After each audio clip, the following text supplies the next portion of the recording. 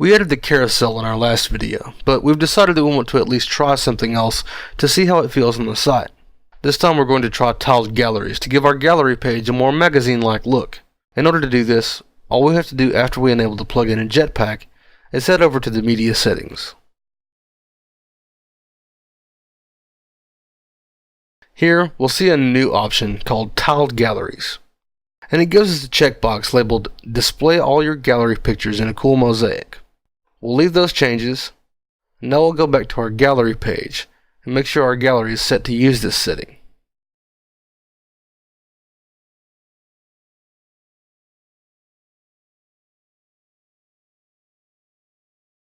We'll click the edit button in the gallery silhouette and change the type from thumbnail grid to tiled mosaic. Now we'll update and refresh our gallery to see the changes. As you can see, our images are now tiled, with some being larger and some smaller, giving our gallery page a more organic feel. I don't know about you, but I like the thought of an organic look on a gardening page, so we're going to keep this. You'll also notice that if you click one of these images, our carousel is still in effect. Now that we have a great looking gallery that works great for the images that we've uploaded to WordPress, we want to expand our horizons a bit. We're big fans of Flickr, one of the oldest photography websites on the internet, because we know that it contains a lot of gardening pictures uploaded by people proud of the fruits and vegetables they grow. You may have noticed the awesome Flickr gallery option in the dashboard navigation menu. That's the plugin we're going to use to integrate Flickr into our site. It can be found through the standard plugin search. If we look at our settings, we can see that there's a little work to be done before we can actually start using this plugin.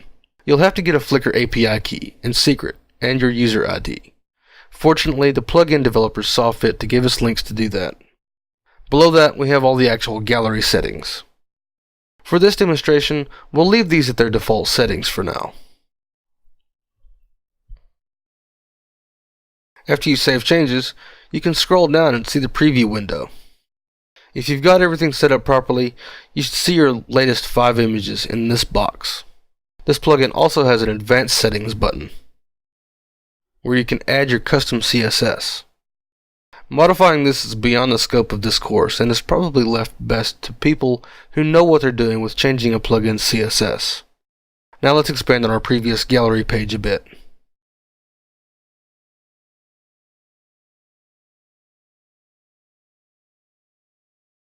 We'll add a heading above our standard gallery.